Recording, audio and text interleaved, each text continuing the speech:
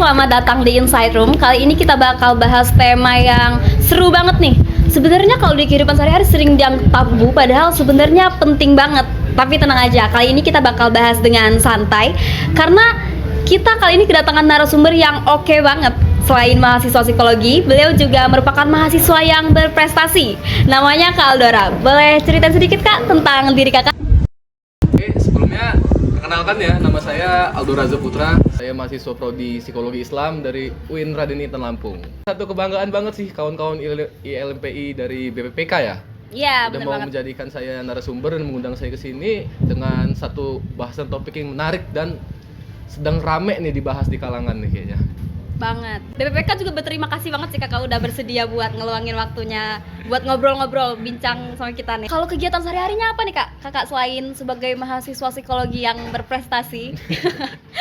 Kegiatan sehari-hari ya mungkin bisa dibilang seperti mahasiswa pada umumnya ya. Cuman terlepas daripada itu, saya pribadi punya kegiatan literasi sih sama kawan-kawan. Karena saya juga salah satu pengurus di forum literatur namanya, yaitu salah satu perpustakaan jalanan yang ada di Bandar Lampung. Bisa dibilang kami itu ingin membumikan lagi yang namanya literasi gitu. Oke, Karena hakikatnya keren ilmu banget. itu mengalir ya. Siap. Gimana nih kita bisa langsung masuk ke topiknya nggak? Kayak yang tadi udah disenggol-senggol topiknya, kita bahas mental illness secara general aja sih Kak. Karena kan kayak yang Kakak tahu juga bahwa sekarang nih banyak tuh di sosmed-sosmed, kalau kita scroll reels, kalau kita scroll TikTok, banyak yang suka self diagnose karena semakin banyak Bener-bener. konten-konten tentang mental health. Jadi kadang buat orang-orang yang mungkin awam itu mereka anggap oh ini gejalanya mirip aku nih. Jadi mereka ngerasa kayaknya aku ini deh, kayaknya aku gitu deh gitu. Lalu terilhami gitu ya secara nggak Iya. langsung. Kalau menurut Kakak sendiri mental illness itu apa sih Kak? Kalau dari saya pribadi sih, mental illness itu sesuatu gangguan yang bisa menimbulkan ketegangan lewat tekanan psikologis yang akan menyerang berbagai aspek, baik itu secara afirmasi, baik itu secara emosi, dan juga secara reaksi pastinya. Kayaknya di zaman sekarang ini kalau selaras sih ya, dari beberapa hal menarik yang saya baca atau saya cari tahu di internet, kita ini udah masuk ke zaman yang dinamakan attention economy itu namanya. Apa tuh Kak attention economy? Attention economy itu dimana perhatian kita atau perhatian orang itu menjadi salah satu trend center yang bisa memuaskan pasar. Jadi apapun itu yang menjual harapan atau menjual perhatian, itu gampang diserapnya. Nah, kalau fenomena self diagnose ini saya pernah nih ngebaca salah satu artikel dari Novianti ya dan kawan-kawan ya tentang cyber psychology and social, di mana bias sosial dari adanya perkembangan edukasi psikologi secara digital itu menimbulkan dua gitu ya.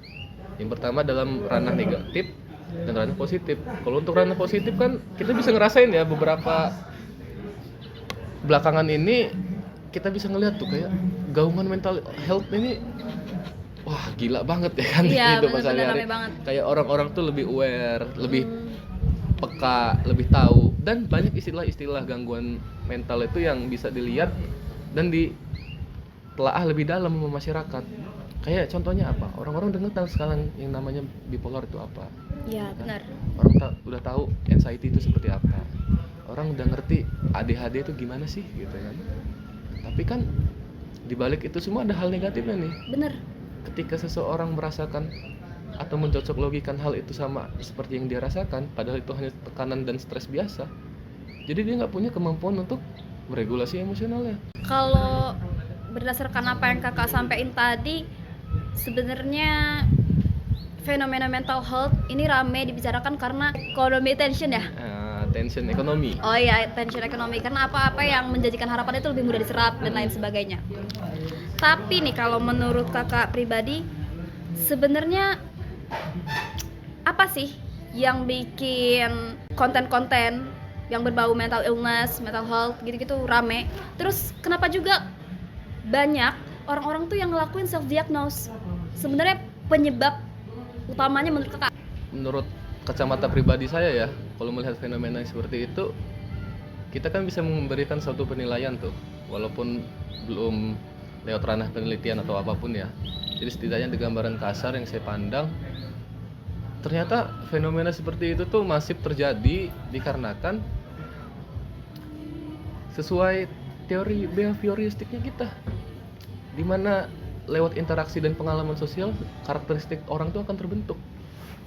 Orang-orang seperti mereka itu kan termakan doom scrolling mereka sendiri sebenarnya. Itu yang pertama ya kan, Doom scrolling ya, benar Iya. banget.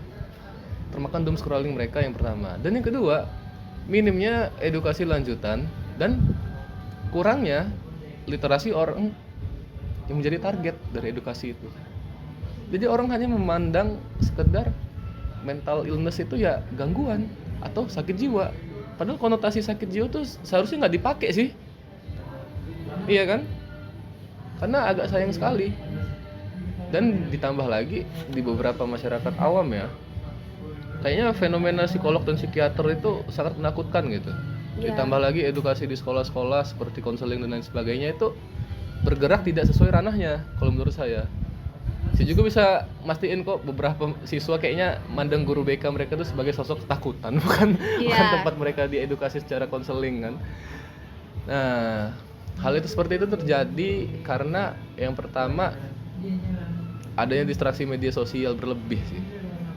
Jadi ketika seseorang merasakan ketegangan emosional dalam dirinya kan, dia ngebuka media sosial, terdistraksi oleh kata-kata penyemangat awalnya. Iya kan? Setelah itu muncul beberapa kalimat-kalimat yang dinarasikan menurut psikologi bla bla bla bla katanya. Padahal sumbernya nggak kredibel. Sumbernya tidak tahu kan dari mana. Sehingga yang dirasain orang tuh kayak kayaknya gue bipolar deh katanya. Nah, seharusnya ketika Anda menyadari Anda itu bipolar, pasti ada gerakan lanjutan dong, ada perilaku berkelanjutan dong Iya, benar. yang harus Anda lakuin kan. Untuk apa? Untuk diri Anda sendiri. Tapi kan sayangnya di situ enggak. Sehingga beberapa orang itu kan ngegaungin mental health ini untuk ngejual atau menutupi kekurangan diri mereka. Salah satu contohnya kayak misalnya nih, ada suatu konflik dalam ranah pertemanan dan lain sebagainya. Tiba-tiba salah satu orang nyeletuk, ya aku tuh mood swingnya cepet loh. Mood swing. Aku tuh mood swingnya cepet loh. Gimana, kan aku bipolar, nih suratmu mana? Gitu ya kan. Padahal untuk mendiagnosa seseorang itu kan tidak semudah itu sih. Bener-bener. Kalau dalam ranah psikologi harus ada wawancara mendalam, harus ada observasi ya kan? Harus ada interpretasi dari hasil, dan ada pengembangan alat ukur juga secara teknis di sana kan, sehingga keluar diagnosa yang sebenarnya dan penerapan terapi apa yang bisa dilakuin untuk kedepannya. Dan sayangnya kan orang-orang nggak memandang hal itu, mereka hanya merasa lalu menjual cerita sedih mereka ke media sosial. Kenapa? Lagi-lagi itu atensi, perhatian itu yang mereka cari.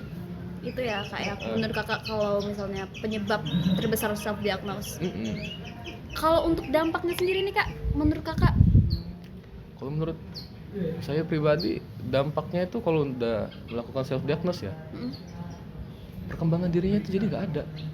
Yang seharusnya manusia itu bisa mencapai aktualisasi diri secara psikologis ya, mampu membedah mana hal prioritas dan non prioritas, memiliki self regulation kan, dan lain sebagainya. Jadi nggak ada. Jadi hal itu nggak ada di diri dia. Kenapa? Karena validasi dari hal maladaptif yang dilakukan itu kan selalu bakal ada. Karena ya mungkin itu jadi tanggung jawab moral para mahasiswa psikologi dan para psikolog ya, untuk memberikan edukasi lanjutan agar masyarakat itu teredukasi secara luas gitu. Sebelum jauh kemana-mana, kayaknya kita nge-breakdown dulu nih kak, sebenarnya Gimana mental nih? illness tuh gimana sih ya kan? Iya boleh banget. Ini Iya kan kan? topik utamanya Topik ya. utamanya Harus kan? banget dibedah. Asli. Jadi buat kawan-kawan bisa dibedah nih. Mental illness itu sebenarnya terbagi menjadi dua kak. Apa tuh kak? Ada Boleh dikasih mental tahu? illness minor dan ada mental illness mayor. Mental illness minor itu adalah gangguan kesehatan mental yang dia itu masih menyadari kalau dia itu punya gangguan tersebut. Dia sadar untuk melakukan treatment pada psikolog dan psikiater. Dan dia punya gebrakan lanjutan untuk ngebedah gimana sih caranya untuk gue nih bisa sembuh kayak gitu. Oke, masih punya kesadaran untuk ke ranah yang lebih positif lah ya gitu ya. Dia punya kesadaran dan masih mampu melakukan kegiatan-kegiatan primernya gitu. Mental illness mayor ini, mereka tuh udah nggak bisa lagi ngelakuin hal-hal yang dinamakan primer lah dalam hidupnya. Seperti mandi aja dia udah nggak bisa, makan udah nggak tahu. Salah satu contohnya ya orang-orang skizofrenia yang bisa kita lihat kan, seberapa intens haluan mereka. Iya. Atau orang-orang yang kita temukan di jalan yang mengidap skizofrenia, atau yang dalam tanda kutip disebut masyarakat kita adalah orang ODGJ. gila. ODGJ. Jadi contohnya kalau buat yang mayor itu sudah tidak bisa berfungsi selayaknya manusia ya kayak udah nggak Iya. bisa ngelakuin hal primer segala Iya, macam. dari situ kan udah bisa kebedah nih antara orang yang self diagnose dan orang yang beneran punya. Oh iya benar. Iya kan? Biasanya orang self diagnose tuh, aduh gue nih depresi berat, bla segala macam katanya. Kita lihat dia mengeluhkan itu dengan pakaian yang rapi, masih mandi, bergaya cantik, Nggak pernah ke psikolog. gak pernah ke psikolog ya. Sedangkan orang yang mengalami depresi berat itu rata-rata mengurung dirinya. Iya, bahkan nggak mau orang tahu gitu Nggak ya. mau orang tahu. Karena ya balik lagi mental illness itu bukan tren gitu. Agak sangat disayangkan gitu ketika kalian masih mampu untuk meregulasi diri, tetapi ranah emosional kalian itu tidak kalian takar atau memiliki fondasi yang kuat gitu untuk menghadapi tekanan-tekanan itu. Makanya saya tuh lebih respect kepada edukasi-edukasi digital yang berbau psikologis yang ngegaungin gimana sih cara-cara coping stres gitu. Rilis stres itu seperti apa sih gitu. Daripada yang bahas ciri-ciri mental illness gitu. Soalnya ciri-ciri mental illness tuh terserap di kepala mereka kan jadi template tuh nanti ujung-ujungnya. Ih wajar kok. Bukan buruk juga ya. Iya. Gitu. Ih wajar kok gitu. Kalau dia ngambek gitu. Kan dia bipolar gitu. Tahu dari mana sih? Ih kata gitu kan. Agak gimana gitu yang ngeliatnya ya. Jadi kalau misalnya tips atau kiat-kiat yang bisa dilakukan oleh orang awam atau orang-orang non psikologis yang bisa dilakukan untuk bedain mana yang sebenarnya beneran gejala mental illness dan mana yang sebenarnya stres biasa, menurut kakak gimana? Cara bedainnya? Cara bedain ya? Sebagai ini ya, Iya. sebagai masyarakat awam. Oke. Kalau kita ngutip perkataan APA di artikel-artikel yang membahas tentang mental illness itu apa ya? Yang bisa nge-breakdown itu cuma satu, kita lihat. Hal itu bisa dikatakan mental illness ketika dia bisa mengganggu yang dinamakan ranah perasaan pertama, ranah pikiran, dan juga ranah reaksi tubuh atau motorik. Ketika orang tersebut udah nggak bisa melakukan atau merasa terganggu secara signifikan dari tiga aspek itu bisa dikatakan dia mengalami mental illness tuh. Karena saya menganalogikannya begini, gelas yang terlalu penuh itu akan menyebar kemana-mana, jadi tidak salah untuk dituang. Oke. Gak ada salahnya ya berarti kita buat konsul ke profesional psikiater, ke psikolog gitu ya. Bahkan ke teman-teman sendiri pun boleh banget, iya. Dan dengan satu catatan, jangan ada judgmental di situ. Oh, iya benar banget kan? sih. Karena kan kebanyakan orang takut untuk cerita tuh dicapnya kayak lebay katanya. Lo baru gitu doang. Iya benar-benar. Oh iya kak, kan kayak yang kakak baru bilang nih barusan, biasanya orang-orang tuh takut buat cerita, bahkan nggak perlu ke profesional dulu nih, buat cerita ke teman aja tuh takut dijudge segala macam ya. Iya. Cara buat ngeregulasi emosi kita selain dengan cerita ke orang lain ada nggak kalau menurut kakak? Kalau itu kita bisa lihat konsep katarsisnya Johann Breuer dan Sigmund Freud ya. Boleh apa Yang tuh? bisa atau yang sering dikenal dengan penyebutannya namanya katarsis method atau pelepasan emosional lewat aktivitas simbolik. Gimana tuh? Nah, Boleh jelasin? Dengan cara yang disebut pembersihan cerobong asap kalau kata mereka. Kalau menurut teori itu? Pembersihan cerobong asap. Jadi analoginya cerobong asap itu diibaratkan isi kepalanya lah dan dibersihkan gitu. Konsep kan ke para seniman tuh dengan metode expressive writing mereka biasanya kan. Itu termasuk ke metode katarsis nggak kayak gitu tuh? Kalau expressive writing ya dengan cara dia menulis seluruh masalah-masalah problematis yang ada di kepala dia, diluapkan kepada suatu kertas dan dia merasa kelegaan setelah melakukan itu. Berarti salah satu cara yang paling gampang banget dan bisa dilakuin buat kita regulasi emosi kita kalau misalnya kita ngerasa nggak ada orang yang bisa jadi tempat kita buat cerita, itu bisa dengan nulis ya kayak? Ya bisa dengan nulis. Ada satu buku yang judulnya cukup seru kan, Seporsi Mie Ayam Sebelum Mati. Itu penulisnya Brian Krishna bukan? Ya, benar. Dia bisa mampu memaknai hal-hal kecil untuk terus bertahan hidup gitu ya kan. Karena sejatinya manusia itu selalu punya peran tertentu dalam dunia ini sih. Jadi sangat disayangkan ketika kita terpatok atau terpicu oleh hal-hal negatif sehingga membuat perkembangan diri atau motivasi kita malah luntur gitu. Jadi salah satunya kalau saya persingkat, temuin cara bahagia itu sendiri sih. Oke. Nah, tuh. Menurut kakak sendiri tuh kalau sebagai mahasiswa psikologi nih, peran mahasiswa psikologi tuh gimana sih buat mengedukasi masyarakat supaya nggak self diagnose, supaya kayak nggak terlalu menganggap tabu untuk konseling ke profesional. Peranan kita sebagai mahasiswa psikologi untuk mengedukasi masyarakat gimana nih menurut Kalau kakak? peranan kita sebagai mahasiswa psikologi, ya kita lakukan sesuai dengan labeling mahasiswa pada umumnya aja kan. Gimana tuh? Mahasiswa kan selalu disebut sebagai agent of change gitu ya, social control dan lain-lain kan. Namun sebelum jauh daripada itu, yang mungkin saya tekanin itu satu, ketika kita berharap revolusi atau perubahan, sebaiknya mahasiswa perlu untuk merefleksi atau sadar secara pribadi gitu. Ketika dia sudah mampu menerapkan hal-hal seperti itu dalam hidupnya, dia sudah masuk peran lanjutan. Karena apa? Karena peran lanjutan itu dia sudah menjadikan diri dia sebagai perantara. Perantara akan apa? Perantara akan ilmu yang dia punya. Ilmu apa? Ilmu psikologi itu. Jadi dia bisa mengedukasi secara lebih lanjut, bisa menerapkan ilmu-ilmu yang dia dapat sekecil-kecil mungkin di lingkungan sekitar dia, atau setidaknya dia mampu menumbuhkan generasi-generasi penerusnya yang sesuai dengan apa yang telah dia dapat gitu. Jadi mahasiswa kan sangat penting sekali sih untuk berpartisipasi dalam ranah masyarakat gitu ya. Terutama konsep-konsep edukasi secara sosial dan lain sebagainya macam itu kan benar-benar harus digaungin tuh. Walaupun dalam tanda kutip di beberapa mahasiswa sebagian sudah tercap buruk oleh para masyarakat nih kan, disebut mahasiswa dan lain segala macam. Mahasiswa. Iya kan, disebut mahasiswa dan lain segala macam. Gasing tuh.